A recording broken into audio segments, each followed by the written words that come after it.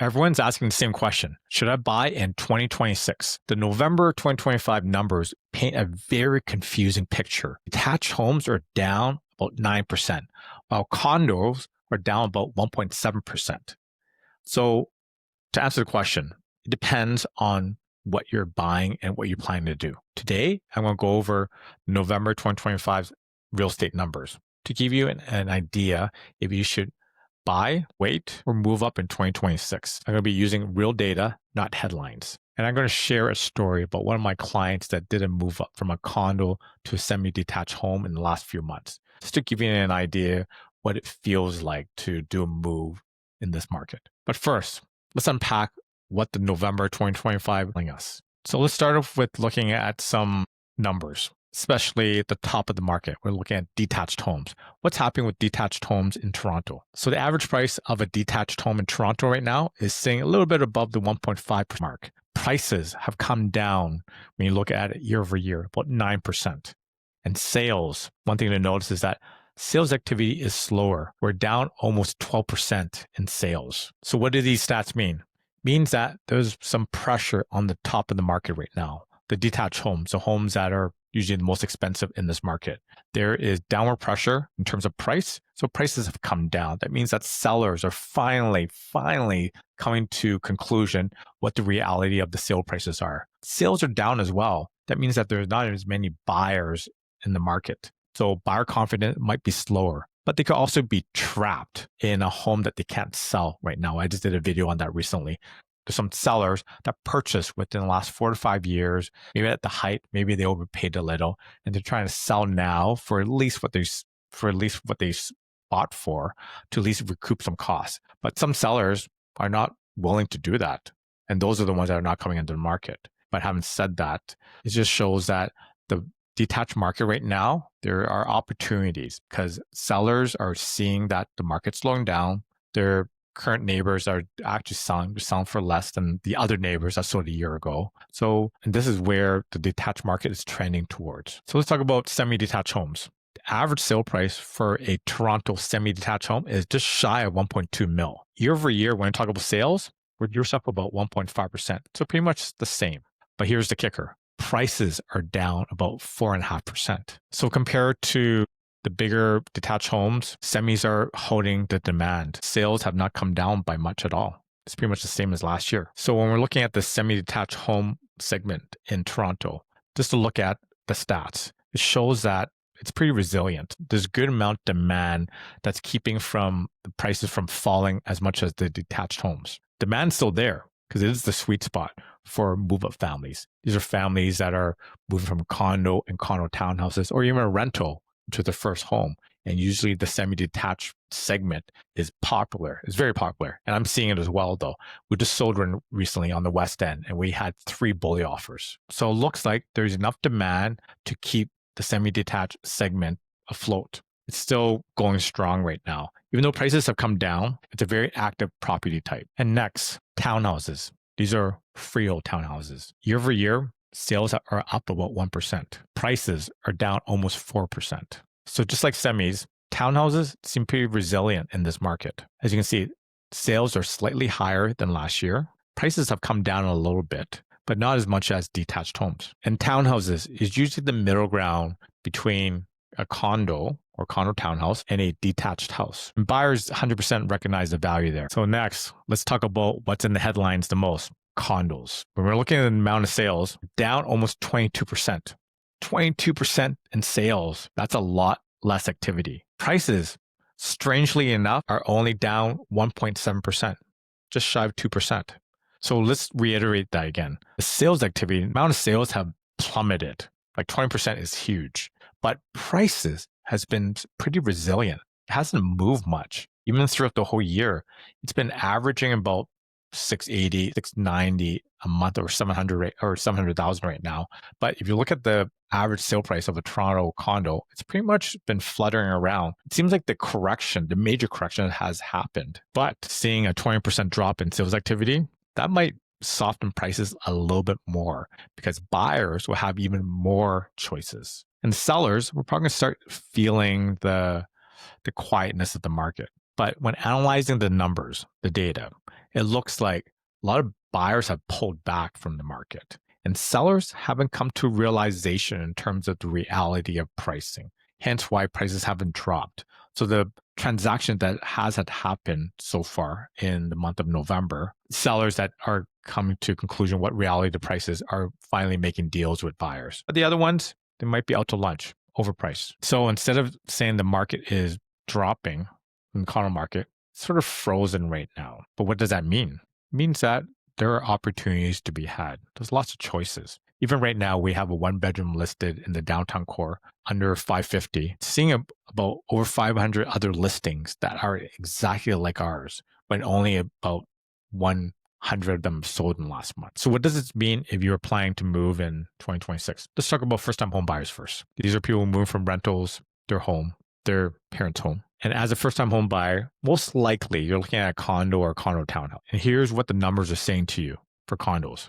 Demand has collapsed, but prices have been pretty resilient. What this means for you, if you're looking to buy in 2026, there's way less competition against other buyers. Multiple offers are pretty much non-existent. But sellers are still pretty sticky with price. There are definitely some fire sales to be had. There are some sellers that are realistic and needs to sell. But there's some other sellers out there that are stuck in terms of their price. It's somehow anchored to something that might or may not make sense. Maybe they can't sell for less. That's one. Or two, their mortgage is not big enough for them to even worry about accepting a lower offer. They could wait it out. And when you're looking at townhouses, they came down a little bit, about almost 5%. And there are deals to be had, in my opinion. The townhouse market has definitely softened 100%. For the townhouse market, there's definitely still demand. Sales are up about 1%. Prices, just like semis, they're down about 3.7%. So demand is there, but there's also opportunities. So if you're a first-time home buyer walking into 2026, buying your first home, you're not walking into a fire sale because prices have adjusted, in my opinion, already. But the question is, are they going to drop much lower? Because demand has dropped about 20%.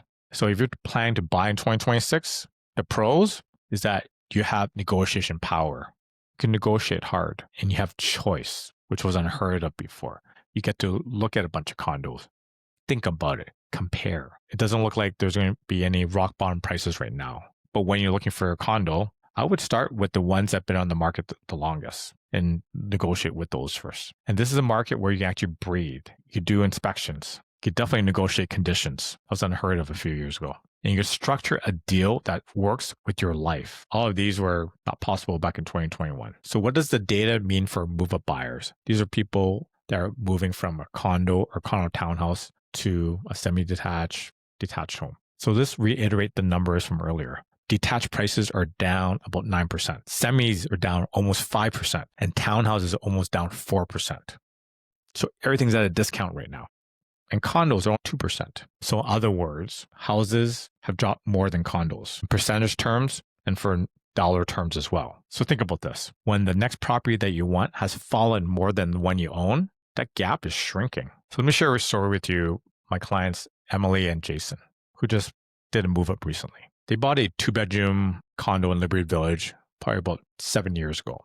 That was before they had kids, just the two of them. As they were working from home, they needed an office space. So fast forward to 2025, they have one kid and a second one on the way.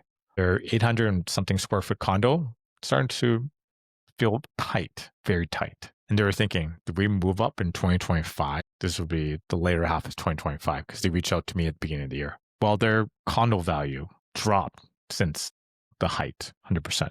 But the good news is that they purchased before the market started ramping up. They purchased before 2020, if I remember exactly. And they were seeing the difference in terms of what they own to what they afford. That number was shrinking. So they were looking at the numbers and you start to see on realtor.ca that that detached home a couple of years ago was worth about 1.8. It's sitting about 1.6 right now. That's a significant drop, discount. And they're also noticing that their condo was sitting in the 800s, roughly around there. And they were looking at the condo. It was sitting in the 700. Too bad. So let's use round numbers for this. It makes it easier for math. Emily and Jason, they remember at the peak, as they were always been watching the market. That was when they were planning their first kid. They were seeing that their condo was worth in 800s something thousand, close to 9. But that semi-detached home that they wanted was in the 1.3, 1.4 range. So almost a $500,000 to $600,000 gap. Now with 2025's number, you notice that gap has shrank from 5 to 6 to about 400,000-ish. Almost a 200,000 discount from the height. Even though the condo is worth less, you see a bigger discount on that home that they always wanted. So when you look at the numbers, upgrading makes sense with these numbers. But having said that, it has to match your life. One of the other videos I talk about moving up, you have to be ready, financially ready, meaning that you could carry the bigger mortgage because this is going to be noticeable. Not only the bigger mortgage, it comes with all these extra costs about owning a bigger home, more utilities, property insurance is more, property taxes more as well. So all these have to take into factor that makes sense for you. So looking at the data and using my 16 years of experience, what can I extrapolate from these patterns, these numbers? So at the top of the market, those detached homes have taken a pretty significant hit, almost 10% cheaper, because a lot of detached homes in a lot of areas, they start about 1.7, 1.8 mark. So even looking at the average of a detached home, it's about almost 1.6. So you're looking at a $1.6 million home, you're almost at a $160,000 discount. That's significant. So the prices are down, well, 10%, but sales are down too. So that means sellers are really feeling it. And they're really more open to negotiations than they ever have been. So this could be nearing the stability phase of this segment. We'll see. Prices might come down more because of the lower activity and just buyer sentiment these days. So semi and townhouses are in the middle of the pack. They're still in demand, but cheaper. There's more competition for sure. I'm seeing more multiple offers in this segment than any other segment. Remember, sales are up slightly, only slightly, but prices are down about 3 to 5% for each of these properties. And this segment is the classic. And in the segment, it's the busiest because that's where a lot of families move up to. In condos, big drop in sales, 22%. And prices haven't really moved. It means sellers have been stubborn. Either stubborn because they have to or stubborn because they don't believe what the reality of the market is. And buyers have pulled back significantly. So this sets up 2026 to be a year where not rates or sentiment, confidence drives the market. And with the sentiment, which is buyer confidence, is going to control where prices go. Are they going to stay flat? Are they going to drop? Are they going to start rising? The one thing about the real estate market, buyers do drive a lot of the demand and where prices go. Because if buyer confidence is not there, it usually means a much slower market. So if you're a first-time home buyer in this market, buying a condo or condo townhouse, you're not too early and you're not too late. You're in a slow, negotiable market, meaning that you have control of the process and you have choices. And surprisingly, condo prices have not crashed. They've corrected, don't get me wrong. They have come down significantly since the height. But with the lack of competition, that means that you have the ability to choose. You have the ability to negotiate. You have the ability to decide on the condo that you want on your terms. Townhouses, on the other end, there's still demand, as you can tell. Prices haven't come down significantly, but they have come down. So the question is, most buyers are thinking this. Tell me if you're thinking this. Are prices going to come down even more? So the real question isn't, will prices come down another 2%? The real question is, does buying now at these prices make sense for your life, your job, and for your next 5 to 10-year plan? So if you're a move-up buyer, moving from a condo or condo townhouse, or even from a rental to a semi-detached home, the November stats are flashing a specific your condo, if you're coming up from one of those, that is, has only come down in price about 1.7%. The home, the detached home, that is, if you wanted that, is down 9%. So the gap between your property and the next has been shrinking significantly. So that's why in a market like this, even though it feels uncomfortable and really not sure about doing a move up, the numbers tell a different story. And that's how I've always made decisions based on data. So should you buy a home in 2026? For first-time home buyers buying condos, it shows a common market, choices, power to negotiate. For move-up buyers, your condo or condo townhouse has pretty much almost reached bottom. It might be there already, but when you're looking at prices for houses have come down almost 10%. But I get it. Numbers won't make the decision for you. you still have to feel comfortable with the move because there's all the other things that comes with moving. If you're curious more about the Toronto real estate market and how it affects you, feel free to reach out. Schedule a time to chat with me and my team. Thanks for watching. See you soon.